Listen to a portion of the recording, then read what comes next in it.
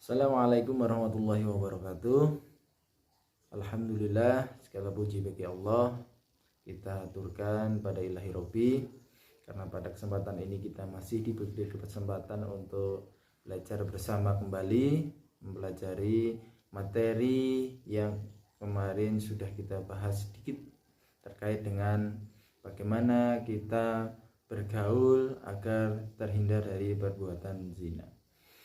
Baik anak-anakku, pada kesempatan kali ini kita akan mempelajari terkait dengan dalil yang menjadi dasar agar kita tidak bergaul yang mendekati dengan pergaulan bebas dan perbuatan zina.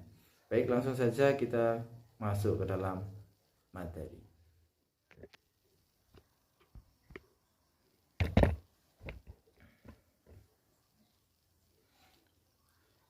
Anak-anakku semua, silahkan disimak pada layar HP kalian. Di sini Pak Guru akan menjelaskan tentang ayat-ayat Al-Quran dan hadis terkait tentang larangan mendekati zina. Untuk poin pertama, kita akan membahas tentang Quran surat Al-Isra ayat ke-32 surat ke-17, di mana surat ini menjadi satu dalil yang menjelaskan bahwa kita dilarang untuk mendekati zina. Baik, Pak Guru akan membacakannya untuk anak-anakku semua. A'udzu billahi minasyaitonir rajim. Bismillahirrahmanirrahim. Wala taqrabuz zina innahu kana fahisyah wa sa'a sabila. Shadaqallahul azim. Apa artinya anak-anakku? Kalian bisa membaca di bawahnya. Dan janganlah kamu mendekati zina. Zina itu sungguh suatu perbuatan keji dan suatu jalan yang buruk. Baik, anak-anakku semua, sebelum kita membahas terkait makna dari terjemahan ini, Pak Guru akan melanjutkan dulu terkait tajwid atau hukum bacaannya. Anak-anakku bisa menyimak, kita akan belajar bersama terkait dengan tajwidnya. Kita kupas tajwidnya. Wala taqrabuz zina innahu kana fahisyah wa sa'a sabila. Oke. Wala taqrabuz zina. Wala, kenapa dibaca panjang? La ini dibaca panjang karena ada hukum matobi'i, ada fathah yang mengikuti alif. Oke, wala taqrabuz zina. Di sini ada qalqalah. Apa hurufnya? Ya, ini qaf. Kenapa qalqalah? Karena qaf di sini mati karena ada tanda sukun. Kita tahu bahwa qaf adalah salah satu huruf qalqalah. Di sini disebut qalqalah sugro karena matinya berada di tengah kalimat. Wala taqrabuz zina. Taqrabuz. Kenapa tidak taqrabul? Kenapa taqrabuz? Karena di sini ada hukum al-syamsiyah. Nah, di sini ba langsung masuk ke zayin, tidak melewati alif lam. Jadi bukan taqrabul tapi taqrabuz zina. Alif lam syamsiyah. Taqrabuz zina.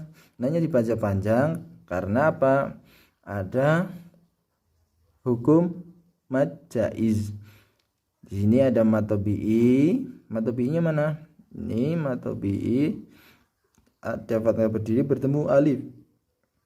Ya, di lain kata. Ini taqrabuz zina sendiri, innahu sendiri. Apabila matobi'i bertemu alif, maka ia menjadi mad jaiz. Boleh dibaca dari 3, 4 sampai 5 ketukan.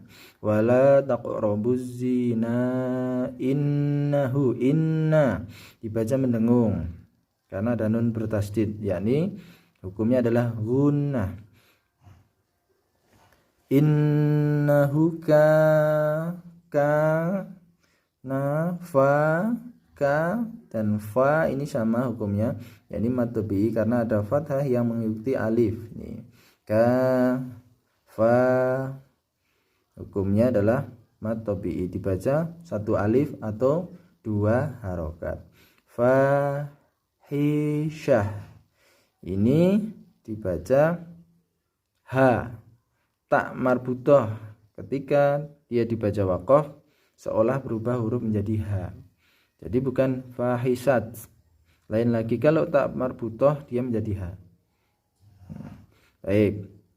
Ini ha ya, bukan ha. Fahi bukan fahi, tapi fahisyah.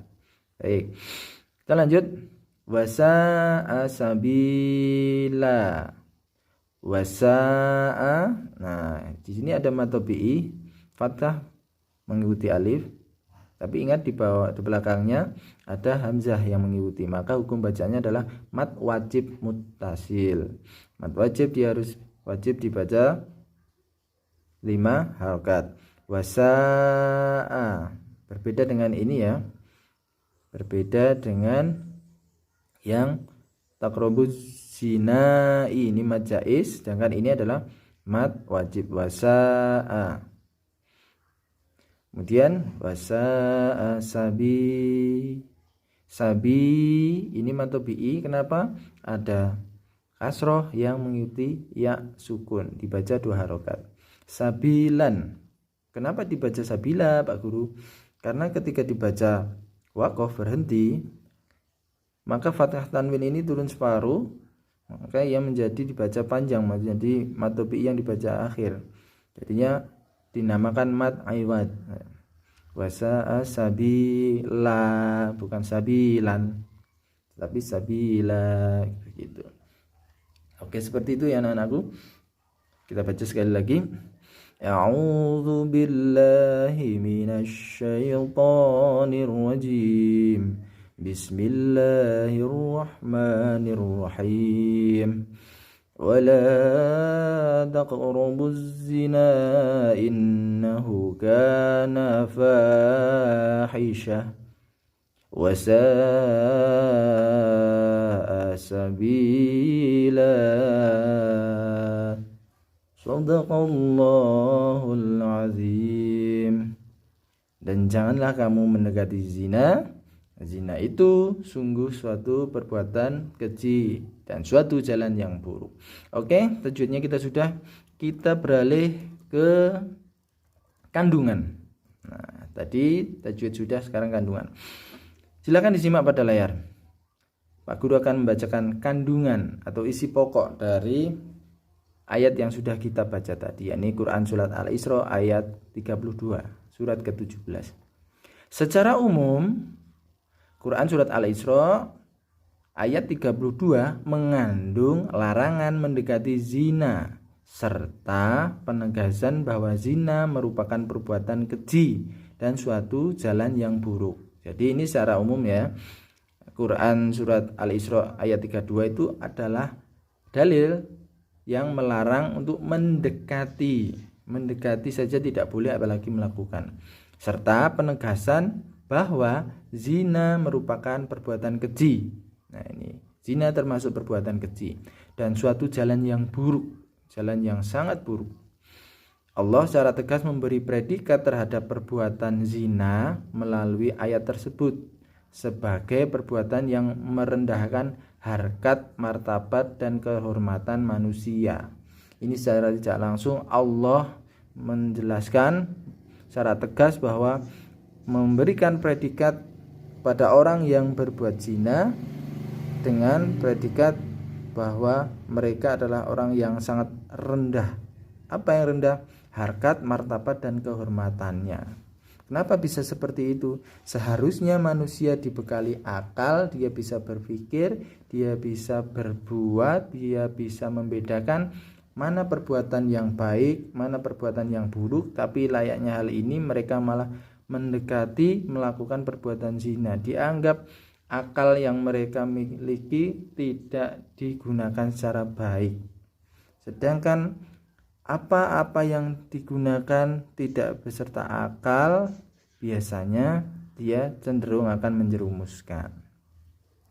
Jadi jelas ya, Allah mengecap bahwa perbuatan tersebut sangat hina, sangat rendah. Baik. Kemudian karena bahayanya perbuatan zina, sebagai langkah pencegahan, Allah melarang perbuatan yang mendekati atau mengarah pada zina. Jadi untuk menanggulangi agar manusia tidak berbuat zina, bisa memanfaatkan dengan akalnya dengan yang sebaik-baiknya agar tidak berbuat maksiat, Allah memberikan satu dalil tadi. Dalil tersebut terkait larangan mendekati ya. Jadi tidak boleh mendekati atau mengarah pada perbuatan yang menuju arah zina. Di sini jelaskan Imam Sayuti dalam kitabnya Al-Jami' Al-Kabir menuliskan bahwa perbuatan zina dapat mengakibatkan 6 dampak negatif. Nah, ada 6 dampak negatif bagi pelakunya. Kemudian ada 3 dampak negatif menimpa pada saat di dunia dan 3 saat di akhirat. Apa itu anak-anakku? Kita simak pada layar. Silakan disimak. Yang pertama, Pak Guru akan mengupas dampak negatif di dunianya dulu. Oke. Dampak zina di dunia. Yang pertama, menghilangkan wibawa. Penjelasannya apa? Pelaku zina akan kehilangan kehormatan, martabat atau harga dirinya di masyarakat. Bahkan pezina tersebut disebut sebagai sampah masyarakat yang telah mengotori lingkungan. Yang pertama adalah menghilangkan wibawa. Yang kedua, mengakibatkan kefakiran. Maksudnya apa, Pak Guru? Perbuatan zina juga akan mengakibatkan pelakunya menjadi miskin, sebab ia akan selalu mengejar kepuasan nafsu. Pelaku harus mengeluarkan biaya yang tidak sedikit hanya untuk memenuhi nafsunya, maka dikatakan fakir. Jadi seolah-olah pelakunya itu dibuat seperti kecanduan. Bagaimana agar ia bisa melampiaskan nafsunya dengan mengeluarkan begitu banyak biaya. Kemudian yang ketiga mengurangi umur. Nah, di sini dampak negatif di dunia yang ketiga adalah mengurangi umur. Perbuatan zina tersebut juga akan mengakibatkan umur pelakunya berkurang lantaran akan diserang penyakit yang dapat mengakibatkan kematian. Nah, contohnya apa? Karena akibat perilaku seks bebas adalah seperti HIV, AIDS, infeksi saluran kelamin dan lain sebagainya. Artinya penyakit-penyakit yang mematikan yang bisa mengurangi bahkan membunuh si pelaku. Itu adalah 3 dampak di dunia. Baik, sekarang kita beranjak pada yang kedua, dampak zina yang dijatuhkan Allah di akhirat. Yang pertama adalah mendapatkan murka Allah. Nah, ini sudah pasti ya. Perilaku zina ini akan mengakibatkan satu dampak di akhirat, yakni Allah akan murka. Perbuatan zina merupakan salah satu dosa besar, sehingga para pelakunya akan mendapatkan murka dari Allah kelak di akhirat. Itu yang pertama. Yang kedua, hisabnya jelek atau banyak dosa. Ingat bahwa manusia yang membuat dia masuk dalam surga atau neraka adalah hisab atau timbangan amalnya. Ketika amalnya jelek, otomatis dia akan masuk ke dalam siksa atau dalam nerakanya Allah. Tapi sebaliknya, ketika hisabnya itu bagus, Allah akan mengangkatnya ke dalam surga. Baik anak-anakku, pada saat hari perhitungan amal atau yaumul hisab, para pelaku zina akan menyesal karena mereka akan diperlihatkan betapa besarnya dosa akibat perbuatan zina yang dia lakukan semasa hidup di dunia. Penyesalan hanya tinggal penyesalan, semua sudah terlanjur dilakukan. Itu yang B, hisabnya jelek. Yang ketiga adalah siksa di neraka. Nah, ini para pelaku perbuatan zina akan mendapatkan siksa yang berat dan hina kelak di neraka. Ini ya, jelas ya. Jadi itu adalah 6 dampak negatif yang dibagi menjadi 2, 3 di dunia, 3 di akhirat. Itu ya. Baik. Kemudian ada satu hadis tentang larangan mendekati zina, diriwayatkan dari Bukhari dan Muslim.